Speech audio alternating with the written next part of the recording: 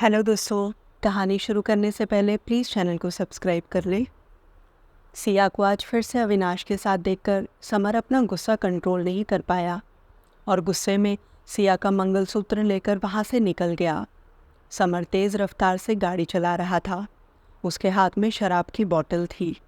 कुछ दूर जाकर उसने एक सुनसान सी जगह पर गाड़ी रोक दी। उसके आसपास दूर दूर तक कोई नहीं था। समर गाड़ी से उतरा और गाड़ी के टायर से टेक लगाकर नीचे बैठ गया। उसने जेब से सिगरेट निकाली और आंखें बंद करके सिगरेट पीने लगा। उसके एक हाथ में सिगरेट और दूसरे हाथ में शराब की बोतल थी। दूसरी ओर सिया अब भी बुत बनी खड़ी हुई थी। अविनाश उससे बात करने की कोशिश कर रहा था, लेकिन सिया के मुंह से समर के नाम के सिवा और कोई शब्द नहीं निकल रहा था। सिया के गले में पहनाए मंगलसूत्र को आज समर ने अपने हाथों से उसके गले से उतार दिया था। उसके कानों में समर के कहे हुए शब्द गूंज रहे थे, जाओ, आज से तुम आज़ाद हो। क्या यही आज़ादी पाने के लिए वो समर से दूर हुई थी? गुस्से और दर्द से सिया के होंठ कांप रहे थे, लेकिन उसे अब भी समर की फिक्र हो रही थी।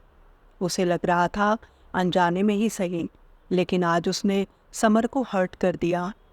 जब से उसके गले से मंगलसूत्र अलग हुआ था, सिया को बहुत बेचैनी हो रही थी। शायद ये उसका समर के लिए प्यार ही था, जो वो चाहकर भी उससे नफरत नहीं कर पा रही थी। दूसरी ओर समर अब भी उस सुनसान सड़क पर बैठा हुआ था।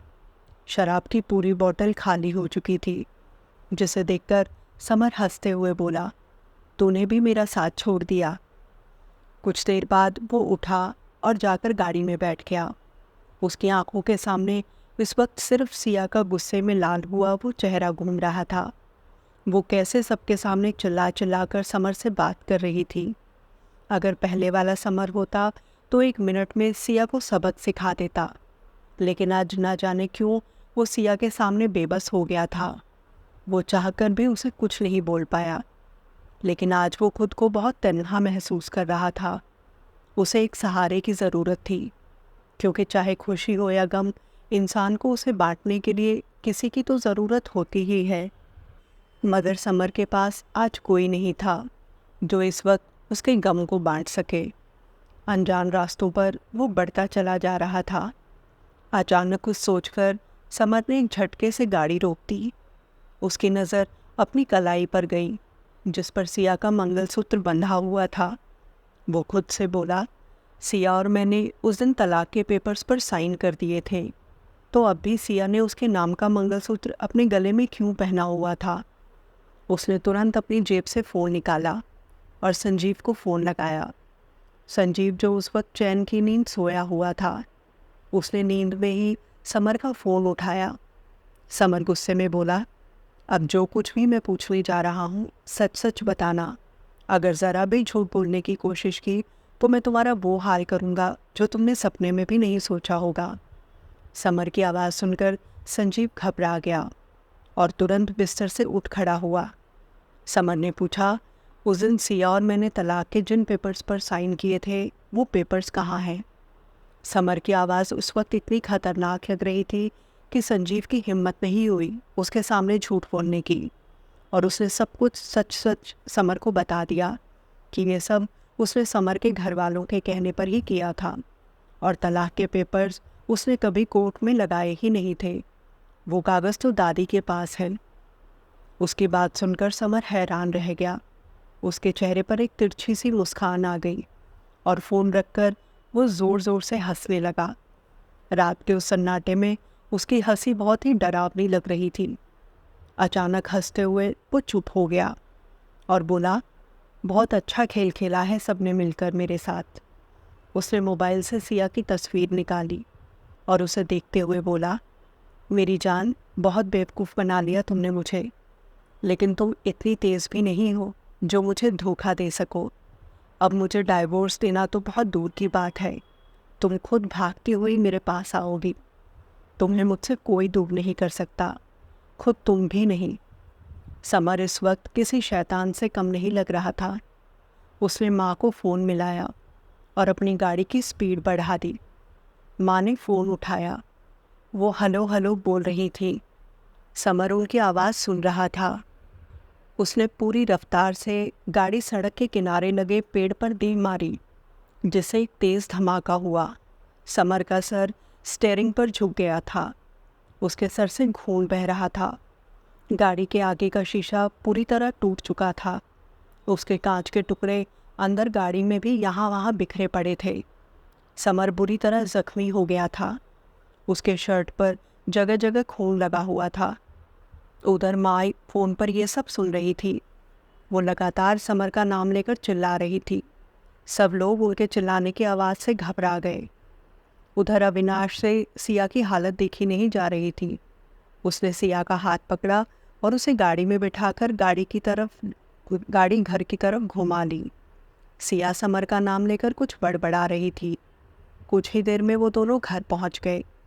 अविनाश ने उसे पानी पिलाया। सिया, जो इस वक्त सोफे पर आंख बंद करके बैठी हुई थी, तभी उसके फ़ोन पर किसी का कॉल आया। सिया ने एक नज़र फ़ोन की तरफ देखा, लेकिन फ़ोन एक अननोन नंबर से आ रहा था। सिया ने बिना उस पर ध्यान दिए फिर से अपनी आंखें बंद कर ली, लेकिन अब फ़ोन बार बार आ रहा था, जिसे देखकर सिया ने फ़ोन उठा लिया। उसने फ़ोन उठाकर हेलो कहा, लेकिन जो कुछ दूसरी तरफ से उसने सुना था, वो सुनकर उसके मुंह से एक चीख निकल गई और उसके हाथ से फ़ोन छूटकर नीचे गिर गया। वो रोते हुए घर से बाहर की तरफ भागी। अविनाश, जो इस वक्त बाहर बालकनी में खड़ा हुआ था, उसकी चीख सुनकर तुरंत अंदर आ गया। उसने देखा सिया अंदर कमरे में कहीं नहीं थी। वो भागता हुआ घर से बाहर निकला। उसने देखा सिया बदहवास सी सड़क पर भागती जा रही थी। उसने तुरंत बाहर जाकर गाड़ी स्टार्ट की और सिया के पास जाकर उसे गाड़ी में बैठा दिया। अविनाश ने उससे पूछा, क्या हुआ, तुम ऐसे रो क्यों रही हो? वो रोते हुए बोली, समर का एक्सीडेंट हो गया है, जल्दी गाड़ी सिटी हॉस्पिटल की तरफ ले लो। उसकी बात सुनकर अविनाश ने पूरी स्पीड में गाड़ी हॉस्पिटल की तरफ घुमा ली। कुछ ही देर में वो लोग हॉस्पिटल पहुंच गए। वहां पहुंचकर अविनाश ने रिसेप्शन पर जाकर समर के बारे में पूछा कि अभी अभी कोई एक्सीडेंटल केस यहाँ आया है। रिसेप्शनिस्ट ने उन्हें वार्ड नंबर बताया। सिया और अविनाश भागते हुए उस वार्ड में पहुँचे। वहाँ पहुंचकर उन्होंने देखा एक नर्स वहाँ खड़ी हुई थी और बेड पर लेटे पेशेंट के चेहरे पर सफ़ेद चादर उड़ा रही थी, जिसे देखकर सिया के कदम वहीं रुक गए। वो गिरने ही वाली थी कि अविनाश ने उसे संभाल लिया और उस नर्स से बोला, क्या हुआ है पेशेंट को? नर्स ने पूछा, आप इस पेशेंट के साथ हैं क्या? अविनाश ने हाँ में गर्दन हिला दी। Sorry sir, this patient is no more. उसके ये शब्द जब सिया के कानों में पड़े तो वो जैसे बावरी सी हो गई। उसके कानों में जैसे किसी ने खोलता हुआ तेल डाल दिया था। उसकी आंखों के सामने समर की लाश पड़ी हुई थी। आज सब कुछ खत्म हो गया। वो इन सब का जिम्मेदार खुद को मान रही थी। उसने अपनी आंखें बंद कर ली। उसकी ऐसी हालत देखकर अविनाश ने उसके चेहरे को थपथपाते हुए कहा, सिया तुम ठीक तो हो? लेकिन सिया के मुंह से एक शब्द नहीं निकला और वो वहीं दरवाजे पर ही गिर गई। अविनाश हिम्मत करते हुए आगे बढ़ा और बेड पर लेटे उस इंसान के पास गया। उसकी हिम्मत नहीं हो रही थी उसे देखने की, लेकिन फिर उसने किसी तरह कांपते हाथों से उसके चेहरे से कपड़ा हटा दिया। अगले ही पल उसकी आंखों में आंसू आ गए और वो सिया को देखकर चिल्लाते हुए बोला, ये समर नहीं है। सिया, जो इस वक्त किसी पत्थर की तरह पड़ी हुई थी, अचानक अविनाश की बात सुनकर उसके शरीर में हलचल हुई। उसने अविनाश की तरफ देखा, जिसकी आंखों में आंसू थे, और वो सिया को देखकर मुस्कुरा रहा था। वो सिया के करीब आया और उसे उठाते हुए बोला, ये समर नहीं है। सिया ने आगे बढ़कर उस इंसान का चेहरा देखा। सच में वो समर नहीं, कोई और था। तभी वो नर्स एक बार फिर से कमरे में आई और बोली, सर, आप लोग जिन्हें ढूंढ रहे हैं वो साथ वाले कमरे में है। ये सुनकर सिया वैसे ही धीरे धीरे कदमों से उस कमरे की तरफ बढ़ने लगी, जहाँ सामने समर बेड पर लेटा हुआ था। उसकी आंखें बंद थी और माथे और कंधे पर पट्टी बंधी हुई थी। सभी घर वाले उसके आसपास बैठे हुए थे। सिया बिना किसी की तरफ देखे खाली आंखों से समर को देख रही थी। सिया को देखकर दादी उसके पास गई और उसे गले लगाते हुए बोली, देख सिया, समर को क्या हो गया? सिया का नाम सुनकर समर ने धीरे से आंखें खोली। सिया बिना दादी की बात का कोई जवाब दिए समर की तरफ बढ़ रही थी और उसे बिना किसी एक्सप्रेशन के देखे जा रही थी। उसे ऐसे देखते हुए समर ने धीरे से कहा, क्या हुआ? मुझे ज़िंदा देखकर दुख हो रहा है ना? मैंने तो बहुत कोशिश की थी खुद को ख़त्म करने की, ताकि तुम हमेशा के लिए मुझसे आज़ाद हो सको। लेकिन लगता है भगवान को भी तुम्हारी ये खुशी मंजूर नहीं थी। ये बोलकर वो हल्का सा मुस्कुरा दिया। सिया, जो अब तक खामोशी से समर की बातें सुन रही थी, अचानक उसने एक के बाद एक 2 जोरदार तमाचे समर के मुंह पर जड़ दिए। उसके यूं मारने से समर को बहुत तेज़ दर्द हुआ और उसका चेहरा दूसरी तरफ घूम गया। सिया की उंगलियों के निशान उसके चेहरे पर छप गए थे। सब घर वाले भी ये देखकर हैरान रह गए। माँ ने कुछ बोलने के लिए मुंह खोला ही था कि समर ने उन्हें चुप रहने का इशारा कर दिया। वो बुत बना सिया को देख रहा था। सिया चिल्लाते हुए बोली, तुम खुद को समझते क्या हो? खेल बनाकर रख दी है तुमने मेरी ज़िंदगी। वो बाहें खोलते हुए बोली, देखो क्या हालत हो गई है मेरी। ना तुम्हारे बिना जी पा रही हूँ, ना मर पा रही हूँ। वो सिया की आंखों में देख रहा था, जो आंसुओं से भरी हुई थी। वो रो रो कर उसकी आंखें सूज चुकी थी और उसकी आंखों का काजल भी यहाँ वहाँ फैल गया था। सिया की आंसुओं से भरी आंखों में समर अपने लिए प्यार और तड़प महसूस कर पा रहा था, जिसे देखकर उसका दिल धड़क उठा।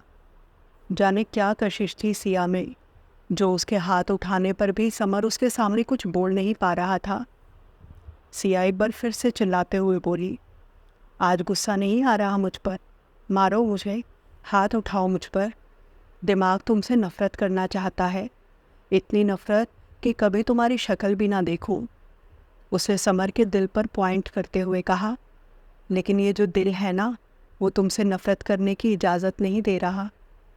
समर की कलाई में अभी भी सिया का मंगलसूत्र बंधा हुआ था, जिसे देखकर दादी बीच में ही बोली, ये अधिकार तुम्हें किसने दिया कि तुम सिया के गले से उसका मंगलसूत्र निकाल लो? भूलो मत, वो तुम्हारी पत्नी होने के साथ साथ हमारे घर की बहू भी है। सिया दादी के गले लगकर फूट फूट कर रो रही थी। समर को आज पहली बार ये एहसास हो रहा था कि सिया उससे कितना प्यार करती है और वो उसके बारे में क्या सोच रहा था। आज उसे खुद से नज़रें मिलाने में भी शर्म आ रही थी। उसके पास सिया से माफ़ी मांगने के लिए शब्द नहीं थे। उसने अपनी आंखें बंद कर ली। उसकी आंखों से लगातार आंसू बह रहे थे। अचानक उसे अपने माथे पर किसी के हाथ महसूस हुए। उसने हल्की सी आंखें खोलकर देखा तो सिया उसके बिल्कुल करीब खड़ी हुई थी और उसके हाथ ना चाहते हुए भी समर के सर पर बंधी पट्टी को छूते हुए उसके कंधे पर सरक रहे थे। उसके सीने में जमी वो गुस्से की बर्फ धीरे धीरे पिघलने लगी थी। सिया की नर्म उंगलियों के छूने से समर के पूरे शरीर में एक झुरझुरी सी छूट रही थी। ऐसा पहली बार तो नहीं था जब सिया ने उसे छुआ था, लेकिन आज उसका छूना उसे सुकून दे रहा था। वो उसे शब्दों में बयान नहीं कर सकता था, वो सुकून जो वो चाहकर भी कहीं और नहीं ढूंढ पा रहा था। सिया की आंखों में उसके लिए इस वक्त कितनी चिंता और फिक्र थी, जिसे देखकर समर ने धीरे से कहा, फिक्र मत करो, इतनी सी चोट से मुझे कुछ नहीं होगा। अभी तो मुझे तुम्हारे साथ बहुत जीना है। ये तो मामूली सी चोट है, कुछ ही दिन में ठीक हो जाएगी। सिया ने अपनी पलकें उठाई और समर की आंखों में देखने लगी। समर आज सिया के प्यार के आगे खुद को बहुत कमज़ोर महसूस कर रहा था। सिया अपने आंसू पोंछते हुए बोली, मैं आज हमेशा के लिए तुम्हारी ज़िंदगी से बहुत दूर जा रही हूँ। डाइवोर्स पेपर्स दादी के पास हैं, उन्हें कोर्ट में लगा देना। ये बोलकर उसने मुंह फेर लिया और वहाँ से जाने लगी। वो आज अपने जज्बातों के आगे हारना नहीं चाहती थी, क्योंकि समर अब भी उस पर विश्वास नहीं करता था। उसने एक बार सिया से नहीं कहा कि वो उस पर भरोसा करता है, उसको अपने ही बराबर सम्मान और आज़ादी देगा, तो फिर क्यों हर बार की तरह वही उसके सामने घुटने टेकती। सिया भारी कदमों से समर से दूर जा रही थी। समर का अभिमान शायद आज भी उसे सिया के सामने झुकने की इजाज़त नहीं दे रहा था, लेकिन तमाम कोशिशों के बाद भी वो हार रहा था। अपने आप को मजबूत करते करते वो थक चुका था। तभी एक आवाज़ सिया के कानों में पड़ी, जिसे सुनकर उसके कदम वहीं ठहर गए। मुझे छोड़कर मत जाओ सिया, तुम्हारे लिए गुस्सा तो क्या, मैं पूरी दुनिया छोड़ सकता हूँ। कोई कितना भी कठोर क्यों ना हो, लेकिन उसकी ज़िंदगी में एक लम्हा ऐसा ज़रूर आता है जब वो कमज़ोर पड़ जाता है। और सिया को एक बार फिर से अपनी ज़िंदगी से जाते हुए देखना समर के लिए वही कमज़ोर लम्हा था, जहाँ वो अपनी मनमानी नहीं कर पा रहा था। उसकी मोहब्बत ने आज सिया के आगे घुटने टेक दिए थे। सिया के लिए अब खुद को संभालना मुश्किल हो रहा था। उसने पीछे मुड़कर समर की तरफ देखा, जिसकी आंखों में इस वक्त आंसुओं का सैलाब उमड़ रहा था। सिया भागकर समर के सीने से लिपट गई। समर ने भी उसे कसकर अपनी बाहों में जकड़ लिया। सिया से दूर होने का एहसास उसे आज उसके और करीब ले आया था। दीन दुनिया से बेखबर दोनों एक दूसरे की बाहों में सुकून की तलाश कर रहे थे। उन्हें यूँ देखकर सबकी आंखों में आंसू आ गए। बहुत देर तक दोनों एक दूसरे को गले लगाए हुए थे। दोनों की ही आंखों में आंसू थे। तभी समर की नज़र दरवाजे के बाहर गई, जहाँ अविनाश दूर से खड़ा उन दोनों को देख रहा था। उसकी आंखें भी उन्हें यूँ देखकर नम हो गई थी। समर ने इशारे से उसे अंदर आने के लिए कहा। ये देखकर अविनाश झिझकते हुए कमरे के अंदर आ गया। समर ने दोनों हाथ जोड़कर उससे माफ़ी मांगते हुए कहा, माफ़ कर दे यार, गलती हो गई। ये सुनकर अविनाश समर के करीब आया और उसके दोनों हाथों को पकड़ते हुए बोला, मैंने तो तुझे कब का माफ़ कर दिया। मैं तो बस ये चाहता हूँ कि तुम और सिया साथ में हमेशा खुश रहो। कुछ देर बाद सब लोग कमरे से बाहर चले गए। सिया और समर कमरे में अकेले थे। सिया समर का हाथ पकड़कर उसके बगल में बैठी हुई थी और समर के बालों में हाथ फेर रही थी। अचानक समर को एक शरारत सूझी और वो करहाते हुए बोला, बहुत दर्द हो रहा है। ये देखकर सिया तुरंत उठ खड़ी हुई और बोली, मैं डॉक्टर को बुलाकर लाती हूँ। समर ने उसका हाथ पकड़कर उसे रोक लिया और बोला, दर्द चेहरे पर हो रहा है, उसमें डॉक्टर क्या करेगा। मुझे तो लगा था आज तुम थप्पड़ मार मार के ही मुझे मार डालोगी। उसकी बात सुनकर सिया उसके करीब आई और उसका कॉलर पकड़ लिया। समर इससे पहले कुछ समझ पाता, सिया ने उसके होठों को अपने होठों से जोड़ दिया और बड़े ही पैशनेट तरीके से उसे किस करने लगी। कितनी ही देर तक दोनों एक दूसरे को महसूस करते रहे। समर उसके कान के पास आकर धीरे से बोला, कितना इंतज़ार करवाया है तुमने। समर की गर्म सांसें सिया अपनी गर्दन पर महसूस कर रही थी। उसने पलकें उठाकर समर की तरफ देखा, जो उसे ही देख रहा था। वो सिया का हाथ पकड़कर बोला, क्या तुमने मुझे माफ़ कर दिया। सिया ने चिढ़ते हुए कहा, नहीं, अभी माफ़ नहीं किया। ये बोलकर वो समर से दूर होने लगी। ये देखकर समर ने उसे अपने करीब खींच लिया और उसे देखने लगा जैसे उससे कुछ पूछ रहा हो। सिया ने समर की कलाई की तरफ इशारा करते हुए कहा, पहले मेरा मंगलसूत्र मुझे वापस करो। ये सुनकर समर की जान में जान आई। उसने अपनी कलाई से मंगलसूत्र निकाला और सिया के बालों को पीछे करते हुए उसके गले में पहना दिया। ये देखकर सिया की आंखें खुशी से नम हो गई। आज इतने दिनों बाद घर में चहल पहल और खुशी का माहौल था। सभी घर वाले तैयार होकर सिया और समीर के आने का इंतज़ार कर रहे थे। सब लोग बहुत खुश थे।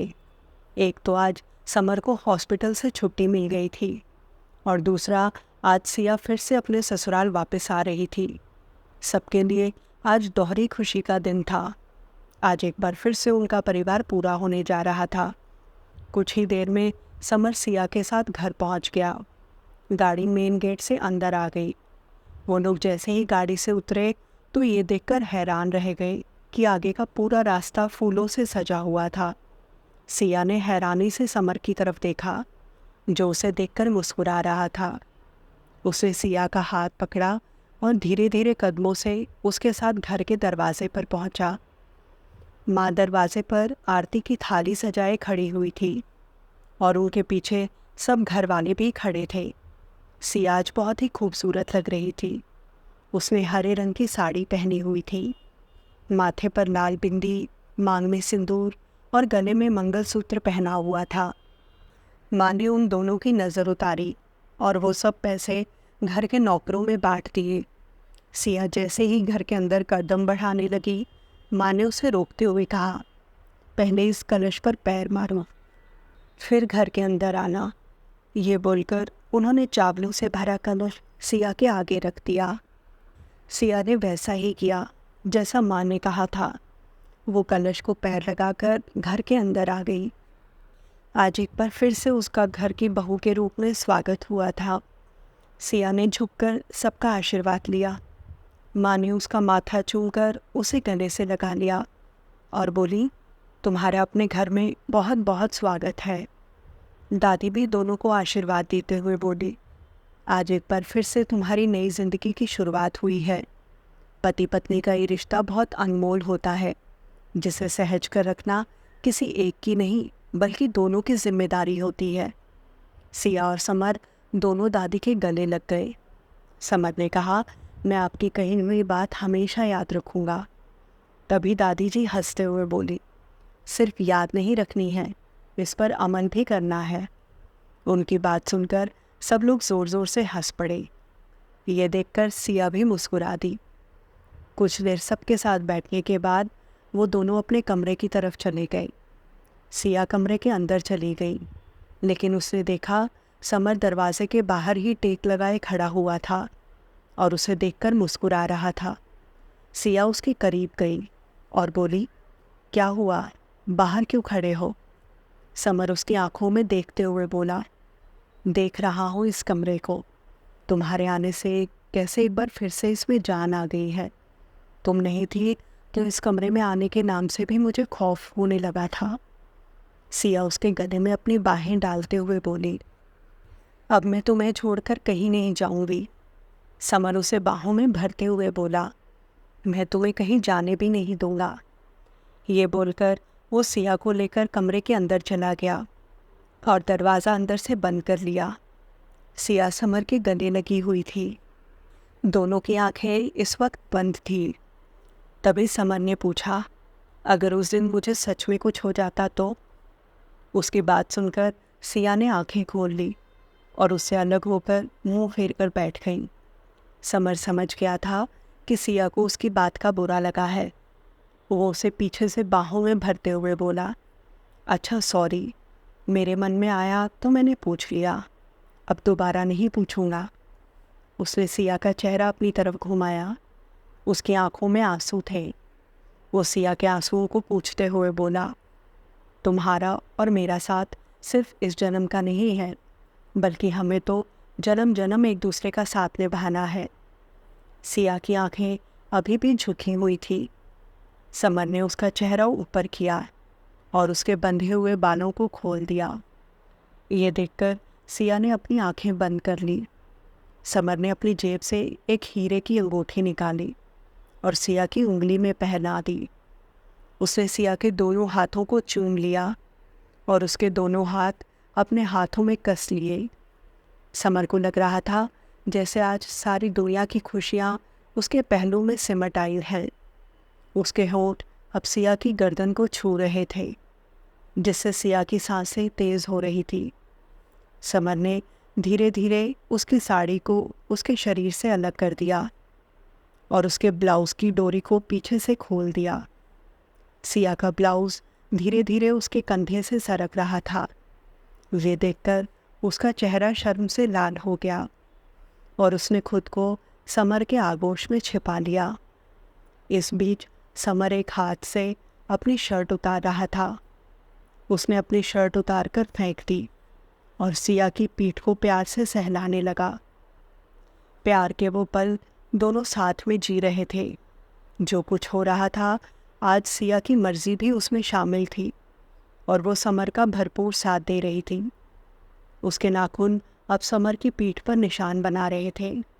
सिया की आहें पूरे कमरे में गूंज रही थी, जो समर को और भी मदहोश कर रही थी। रात के दूसरे पहर तक समर एक पल के लिए भी सिया से दूर नहीं हुआ था। सिया अब थककर समर की बाहों में एक मासूम गुड़िया की तरह सो रही थी। समर भी ना जाने आज कितने वक्त के बाद चैन की नींद सोया हुआ था। आज दोनों की शादी को 3 साल हो गए थे। सिया नहाकर बाथरूम से बाहर आई। उसने वाइट कलर का अनारकली सूट पहना हुआ था, जिसमें वो बहुत खूबसूरत लग रही थी। उसने सामने बेड की तरफ देखा, जहाँ समर अपनी छोटी सी बेटी जानवी को अपने सीने पर लेटाकर सो रहा था। दोनों ही इस वक्त बहुत क्यूट लग रहे थे। सिया उनके पास गई और समर के बालों को सहलाने लगी, जिससे समर की नींद खुल गई। उसने देखा सिया भीगे बालों में उसके सामने बैठी उसके बालों में हाथ फेर रही थी। उसने जैसे ही सिया का हाथ अपनी तरफ खींचा, इतने में ही जानवी भी उठ गई और ज़ोर ज़ोर से रोने लगी। सिया ने जानवी को अपनी गोद में ले लिया और उसे चुप करवाते हुए कमरे में यहाँ से वहाँ घूमने लगी। समर बेड पर बैठा उन दोनों को देख रहा था। आज वो कमरा खुशी की नई किलकारियों से गूंज रहा था, जिन्हें सुनकर समर को आज अपनी किस्मत पर नाज हो रहा था। तो दोस्तों, कैसी लगी आपको सिया और समर की ये कहानी? आपको ये भाग कैसा लगा, मुझे कमेंट करके ज़रूर बताएं। मिलेंगे जल्दी ही फिर से ऐसी ही प्यारी सी लव स्टोरी के साथ। तब तक बने रहिए मेरे यानी नेहा के